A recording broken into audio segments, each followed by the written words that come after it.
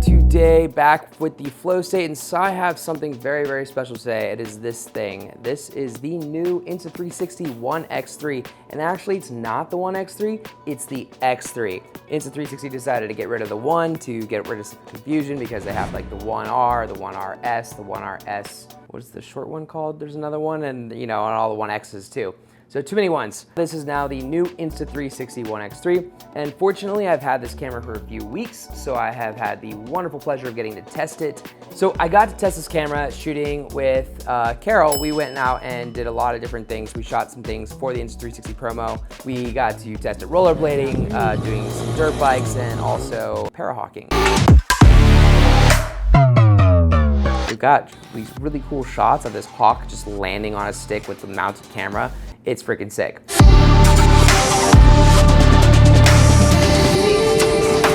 So what is so good about this camera? Insta360 is, in my opinion, the best choice for a 360 camera. It's the camera that I use for all my skydiving, for any of my extreme sports and stuff, for multiple reasons. I always liked the Insta360, number one, because the lenses are mounted evenly.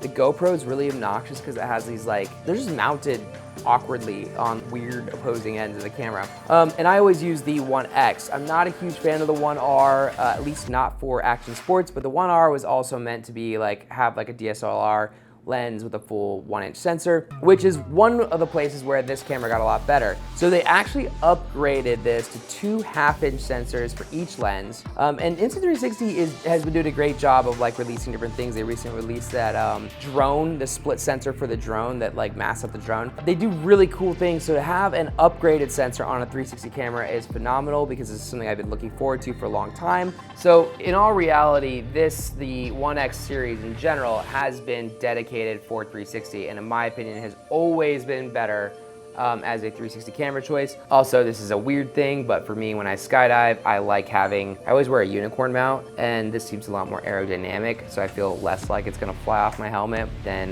the One R and the One RS, because those are flat and they look like GoPros, and I don't know, they just I feel like they're gonna fly off more often.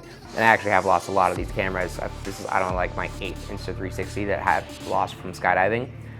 Just something that happens. I wish there was some type of skydiving insurance where if you just lose your camera that you automatically get it replaced.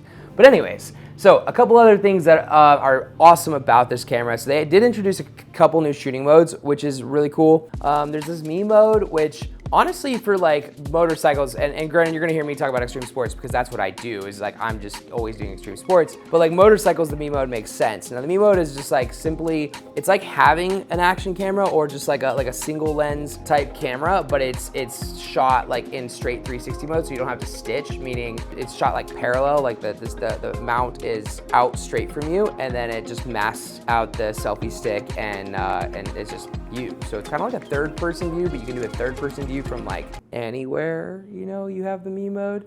So that's just an interesting thought. So I was once told by a member of Insta360 themselves that they originally were, and I think still are, more of a software company than they are a camera company. Now they do make really cool cameras, but the really cool cameras operate with a lot of their intuitive software, which with this trial, I did get to test the new beta version or the test version of the One X3 editing app on the phone. Have not gotten to try it on the desktop, but on the phone, it does actually have a lot of cool little add-ons, and there's a few different editing styles that I really can't show on here very well. Now, by far, the most phenomenal thing about this new camera is the touch screen, okay? For all touch screens, for all cameras, all action cameras, this is basically a smartphone. It's a small smartphone. It's kind of like the GoPro 10. I really like the GoPro 10 as an action camera. And that's what I've disliked about almost all the 360 cameras, is the screens are so obnoxious. They're so small, so annoying to use. This one's very easy to use, very user-friendly, and I actually am a big fan of this. It's pretty much kind of like an iPhone.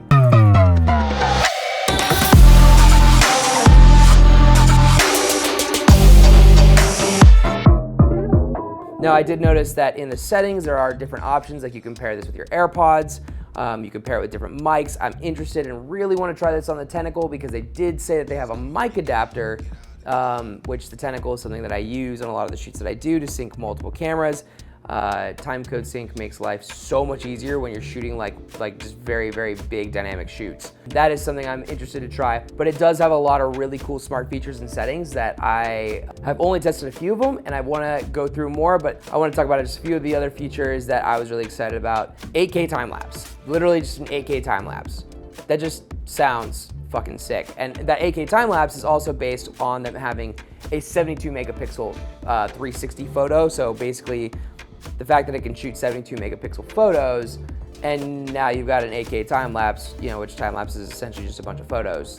Now they did keep a lot of the just really good things that I loved about the 1X that they carried over and just made slightly better. The stitching, I have noticed, is better than the 1X2.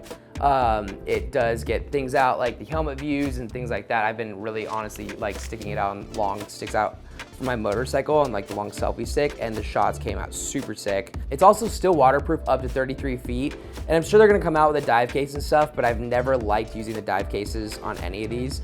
They've never looked good. They've always been annoying, and it's just which is something that I wish a camera company, 360 camera company would fix, because all of the 360 camera companies, if you scratch a lens, it is a nightmare and impossible, and I have like been mutilating cameras forever. And I would like an easier solution or replacement to be able to do that, which is something that I thought was cool about the 1R, is that because it's modular, if you fuck up your lens, you don't have to replace the entire camera. Just a couple little physical features besides the screen that I like. They did make a much easier little snap here for the charging port, and I like that it's not like on the 1X2, it was just like came out on a strand. Here it's a sealed, like it's got a hinge, USB-C charging port, and the battery actually lasts pretty long on this, which is something I've been a big fan of.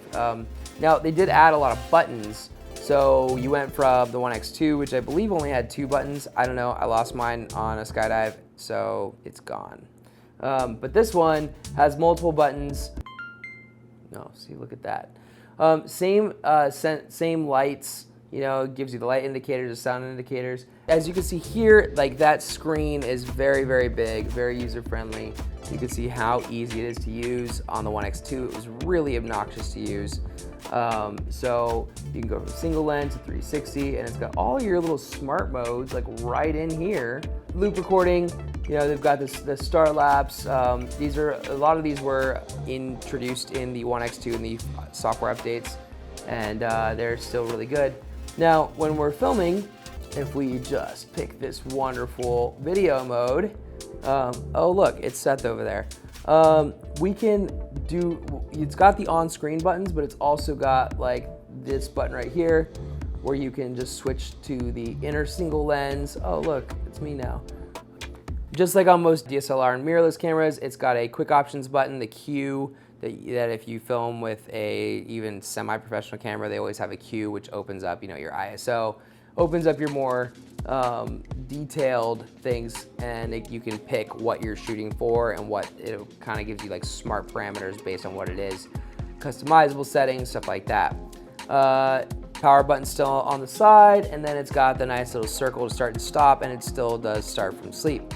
So really, all in all, like it's just a great upgrade. It's literally a phenomenal upgrade. I've been super happy with it.